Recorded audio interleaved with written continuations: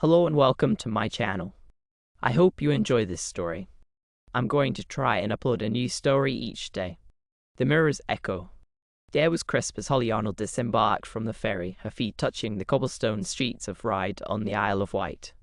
The island had long been a haven for artists, writers, and those seeking isolation, and Holly, a novelist battling a suffocating writer's block, hoped it would serve as her own sanctuary.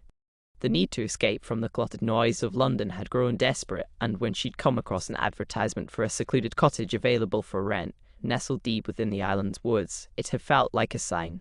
The taxi wound through narrow lanes lined with ancient oaks, the branches reaching out like twisted fingers, before finally pulling up to the cottage. It was a weathered stone building, seemingly untouched by time, with ivy creeping up its sides. A garden, overgrown and wild, surrounded it, giving the place a feeling of isolation. Holly felt a sense of both unease and excitement as she paid the driver and stepped out, pulling her suitcase behind her. Inside, the cottage was sparsely furnished but charming, with a large fireplace in the living room and wooden beams running across the ceiling. It smelled faintly of wood smoke and old books, a scent that Holly found oddly comforting. But it was the study that drew her in the most. A large oak desk faced a window that overlooked the misty woods, and bookshelves lined the walls, filled with dusty tomes that she itched to explore. But it was the antique mirror hanging on the wall opposite the desk that truly captured her attention. The mirror was large, with an ornate gold frame that was intricately carved with swirling patterns. The glass was slightly warped, giving the reflection within a distorted quality. Holly felt a strange pull toward it, as if it was beckoning her to come closer. She reached out her hand, her fingers brushing the cool surface, and shivered as a chill ran down her spine. Perfect, she murmured to herself, turning away from the mirror to unpack her things. The first night was peaceful. Holly lit a fire in the hearth and curls up on the sofa with a book. Outside, the wind howled through the trees, but inside, she felt cocooned in warmth. It wasn't until she went to bed that the unease crept back in. Her dreams were strange, filled with dark forests and whispered voices that she couldn't quite understand. When she woke in the middle of the night, drenched in sweat, she could have sworn she heard a faint scratching sound coming from the study. But when she got up to investigate, the house was silent. The next day, Holly sat down at the desk, determined to write. She stared at the blank page on her laptop, the blinking cursor mocking her. Frustrated, she got up and began pacing the room. Her eyes kept drifting to the mirror, the way it seemed to catch the light and cast strange shadows across the walls. On impulse, she grabbed a notebook and pen, sat back down, and began to write longhand, something she hadn't done in years. The words flowed easily, almost as if they were being dictated to her. She wrote about a woman, a writer, who moved to a secluded cottage on an island to escape the world and finish her novel. The woman found an antique mirror in the house just like the one in front of her, and as she stared into it, she noticed something strange. Her reflection was writing, too, but it wasn't the same story. The reflection wrote its own version, one filled with darkness and dread, where the woman's every action led her closer to something unspeakable. Holly's hand froze, the pen hovering above the page. The air in the room had grown thick, the light dimming even though it was midday. Slowly, she looked up at the mirror. Her reflection stared back at her, pen in hand, but the notebook was full of words she hadn't written yet. As she watched, the reflection began to write again, the pen moving swiftly across the page. Holly felt a rising panic as she recognized the words, the sentences that were forming. They were her thoughts, her fears, but twisted, corrupted. The woman in the story didn't just move to the island to write, she was running from something. Something that had followed her, something that had waited until she was isolated, alone, and vulnerable. The reflection wrote of shadows in the woods, of eyes watching from the darkness, and of whispers that called her name in the dead of night. Holly stood abruptly, knocking her chair over. The reflection paused, staring at her with wide, frightened eyes that were her own, yet not. She backed away, the room spinning as a wave of nausea hit her. The mirror was wrong, something was wrong. The words on the page were still forming, ink bleeding into the paper as if written by an invisible hand. Desperate to escape, Holly fled the study, slamming the door behind her. She collapsed on the sofa, her breath coming in ragged gasps. What was happening? Was she losing her mind? The mirror had to be some kind of trick, a hallucination brought on by stress and exhaustion. But the unease gnawed at her. She couldn't bring herself to go back into the study. Instead, she spent the day outside, wandering the woods trying to clear her head. The trees were dense, their branches interwoven to form a canopy that blocked out the sun. The deeper she went, the darker it grew until she could barely see the path in front of her. The silence was oppressive, broken only by the occasional rustle of leaves. She paused by a small clearing, air around her still and cold. A sense of dread washed over her, and she turned to leave only to find herself face to face with the mirror. It stood in the clearing, impossibly, its frame gleaming despite the lack of light. Holly's heart raced as she stepped closer, drawn to it despite her fear. The reflection stayed back at her, but it was different this time. The woman in the mirror was not her. She was pale, her eyes hollow, her mouth twisted into a cruel smile. Holly screamed and turned to run, but the woods closed in around her, the path disappearing. She was trapped, the mirror's presence pressing down on her, suffocating her. The reflection began to move, stepping out of the frame, reaching for her with outstretched hands. She ran, blindly crashing through the undergrowth, her breath ragged and her heart pounding in her chest. The tree seemed to close in on her, the branches tearing at her clothes, her skin. She could hear the whispers now, louder and more insistent, her name repeated over and over in a maddening chant. Finally, she burst through the trees and into the open, the cottage standing in front of her like a beacon of hope. She stumbled inside and slammed the door, her body trembling with exhaustion and fear. The house was dark, the shadows deepening as the sun set outside. Holly knew she should leave, get off the island, but her legs wouldn't move. All she could think about was the mirror, the twisted reflection that had written her doom. Night fell, and with it came the whispers, louder now, echoing through the halls of the cottage. Holly huddled by the fireplace, the embers casting flickering shadows on the walls. The scratching sound returned, this time coming from all around her, as if the walls themselves were alive, writing out her fate. She covered her ears, trying to block it out, but the sound burrowed into her mind, relentless. It was close to midnight when she heard the creak of a door opening. She froze, her heart hammering in her chest. The study door was ajar, a sliver of darkness beckoning her. She didn't want to go, but her body moved on its own, drawn toward the room as if by some unseen force. The study was cold, the fire long dead. The mirror stood in the center of the room now, no longer on the wall. It loomed over her, the glass dark and swirling with shadows. Holly stepped forward, her breath hitching as she saw her reflection. The woman in the mirror was smiling, but it was a twisted, mocking smile. In her hand, the reflection held a knife. Holly tried to back away, but her feet were rooted to the floor.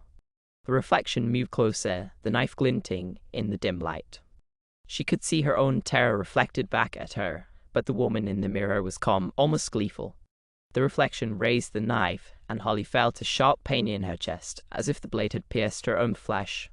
She gasped, clutching her chest, but there was no blood, no wound.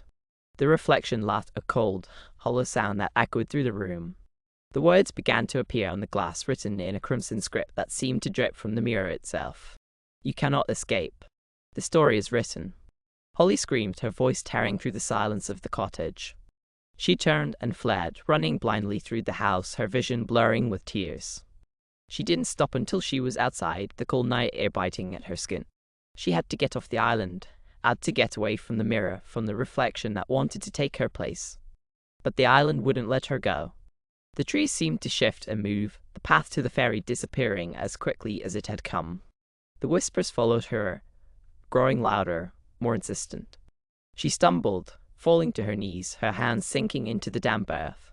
She was surrounded now, the shadows closing in, the mirror's voice echoing in her mind. The story is written. Holly looked up, and there, standing before her, was her reflection. The woman in the mirror, now freed, her eyes glinting with malice.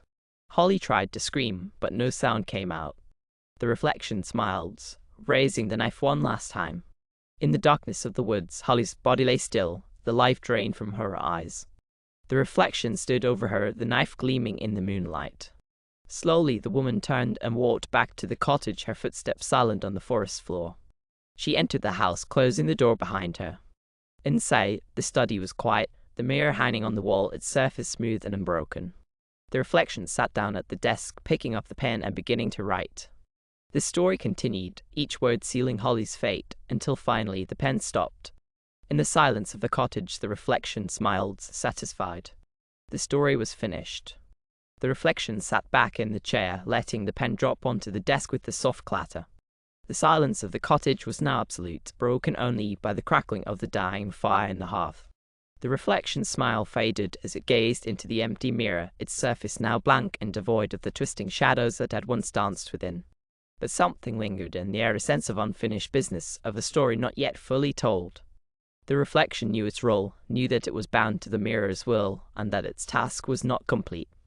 Slowly, it stood and turned to face the door, as if expecting someone to enter. The cottage seemed to hold its breath, the walls closing in, the shadows deepening with every passing second. And then, as if in answer to an unspoken command, the front door creaked open. A gust of wind swept through the house, carrying with it the scent of damp earth and decaying leaves. The reflection remained still, its expression unreadable as footsteps echoed through the hallway. The sound grew louder, closer, until a figure appeared in the doorway of the study. Holly Arnold stood there, her clothes torn and muddied, her hair wild and matted with dirt. Her eyes were wide, filled with terror and confusion as she stared at the reflection in the mirror. For a moment, near moved the two identical figures, one bound to the mirror and the other twisted survivor of its dark magic. Holly's voice trembled as she spoke, her words barely more than a whisper. You killed me." The reflection tilted its head. "You're not dead, Holly. Not yet." Holly's breath hitched as she took a step back.